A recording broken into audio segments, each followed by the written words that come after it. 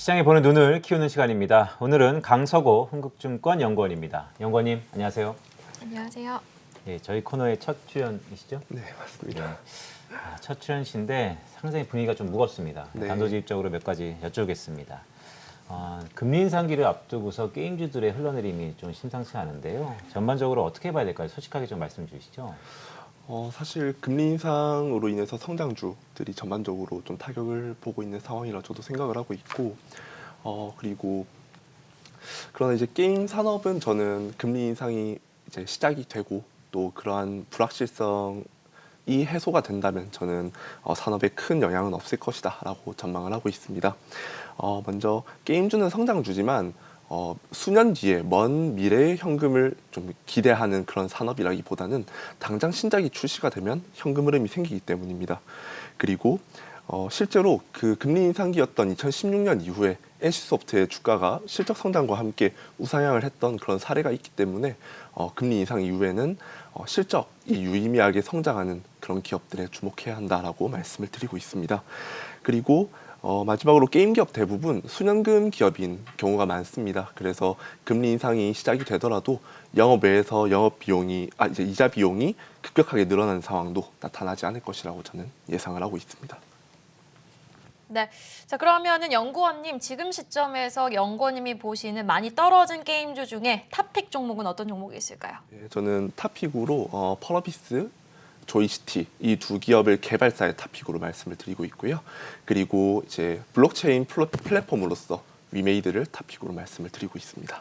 그런데 사실 지금 펄어비스, 조이시티, 위메이드 이렇게 세 기업을 말씀해 주셨는데 지금 금리 인상도 전망이 되는 시점에서 게임주들의 반등이 언제 나올까 좀 궁금하신 분들이 가장 많으실 것 같거든요. 네. 언제쯤으로 예상하고 계세요? 사실 말씀드린 대로 이제 금리 인상에 대한 불확실성이 먼저 해소가 되어야 하지 않나 저는 좀 생각을 하고 있고, 이제 작년에는 기대감으로 주가가 전반적으로 좀 많이 올랐었다면 올해에는 그런 실적이 나타나는 시점들, 즉 그러니까 게임 기업에게는 신작이 출시되는 시점이 그쵸. 가장 중요할 거다라고 저는 생각을 하고 있고, 제가 탑픽으로 제시드린 펄어비스나 조이시티 모두 신작으로 올해 큰 성장을 나타낼 것이기 때문에 신작 출시 일정들 좀 점검을 하면서 좀 접근을 해주시면 좋을 것 같습니다.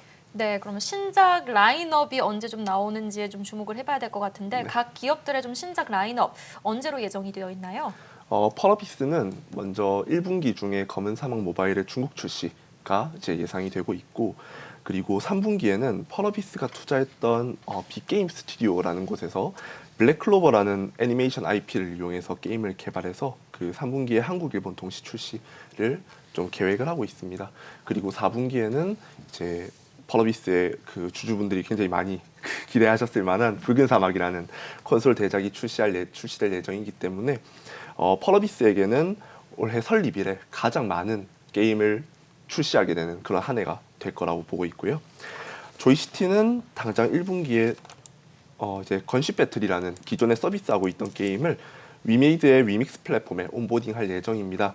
그리고 이제 상반기 중에는 프로젝트 M이라고 하는 이제 흔히 말하는 이제 미소녀 캐릭터들이 나오는 서브컬처 장르의 게임이 글로벌로 출시될 예정이고요. 그리고 하반기에도 디즈니 IP로 이제 게임을 개발 중이기 때문에 이러한 부분들에서 실적 성장이 유의미하게 나타날 것으로 예상을 하고 있습니다. 네, 말씀 주셨던 것처럼 사실 게임 업체들은 IP도 중요하고 이 현금도 매우 중요하지 않습니까? 근데 최근에 P2E라 그래서 우리 시장에서의 약간 이견이 분분한 상황인데 이 P2E로 관해서 관심을 받을 게임 업종이 있다면 어떤 기업일까요? 말씀드렸던 위메이드가 단기적으로는 가장 좀 좀 가시화되는 그런 기업이라고 보고 있고요. 이 블록체인 게임 시장이 초기 단계이기 때문에 지금 이제 고퀄리티의 게임이 당장 출시되긴 어려운 상황입니다. 그러한 시점에서 게임들을 플랫폼에 올려서 그 수수료 매출을 가져갈 수 있는 위메이드가 지금 당장 실적도 그 플랫폼 매출에서 가장 다른 기업들 중에서는 가장 잘 나올 걸로 보고 있습니다. 네, 또 증시에는 또 대선 같은 큰 선거가 주는 불확실성이 하나 있잖아요. 또 게임 산업 쪽에도 그런 불확실성의 영향이 있을까 우려도 있거든요. 지금 시점에서 금리 상승에 타격도 받고 있는 상황에서 대선에 대한 우려가 있지는 않을까, 또 만약 영향이 있다면은 그 이유가 또 뭔지도 좀 궁금합니다. 어떻게 네. 보세요? 사실 2020년에 콘텐츠진흥원에서 조사한 결과에 따르면 한국의 게임 이용률이 70%를 넘어섰다라고 합니다. 그만큼 우리나라 이제 게이머의 그 수가 많이 늘었고 실제로 유권자 중에서도 게이머의 비중이 상당히 많이 늘었을 거라고 저는 생각을 하고 있습니다.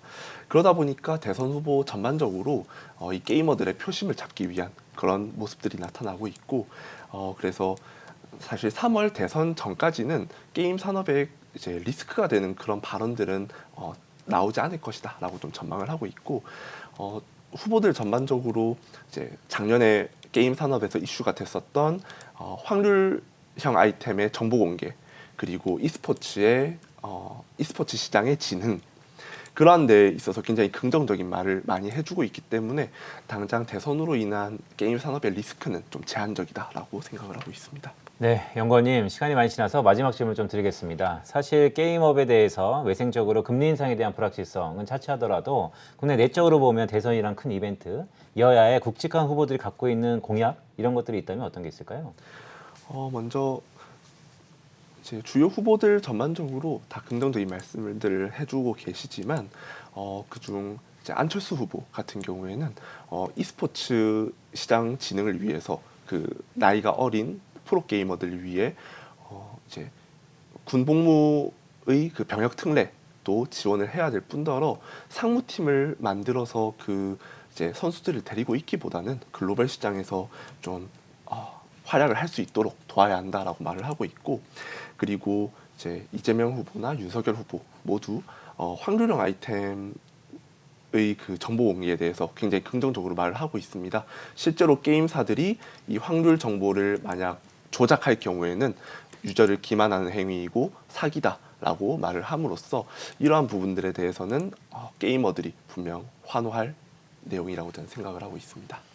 네, 알겠습니다. 지금까지 흥국증권 강서구 연구원과 게임 산업에 대해서 이야기 나눠봤습니다. 오늘 말씀 고맙습니다. 네, 감사합니다.